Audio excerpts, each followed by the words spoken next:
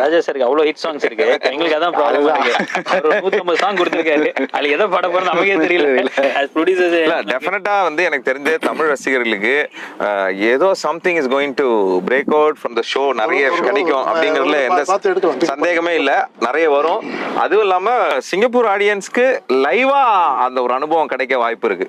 அந்த ஃபர்ஸ்ட் எனக்கு தெரிஞ்சிச்சு எல்லாம் போன்ல அப்படியே ரெக்கார்ட் பண்ணி அன்னைக்கே போடுவாங்க ஈவினிங். நான் பாத்துட்டேன் அந்த டீடைல் நான் பாத்துட்டேன். எனக்கு ராஜா சார் கம்போஸோட ஒரு வாய்ஸ் செமையா பிடிக்கும். ஓகே, அவர் வாய்ஸ்ல அந்த எல்லா சாங்ஸுமே எனக்கு பிடிக்கும்.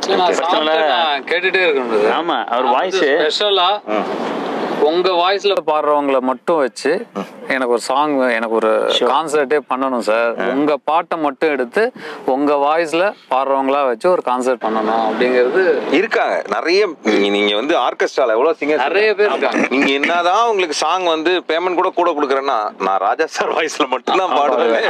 ராஜா சார் வாய்ஸ் வந்து மியூசிக் எல்லாம் வாய்ஸே அப்படி மியூசிக் இருக்கும். அதாவது அது வந்து ஆஃப்டர் 80s தான் அப்படி ஒரு சிங்கர்ஸ், ஒரு 85க்கு மேல தான் அப்படி சிங்கர்ஸே எவால்வ் ஆனாங்க.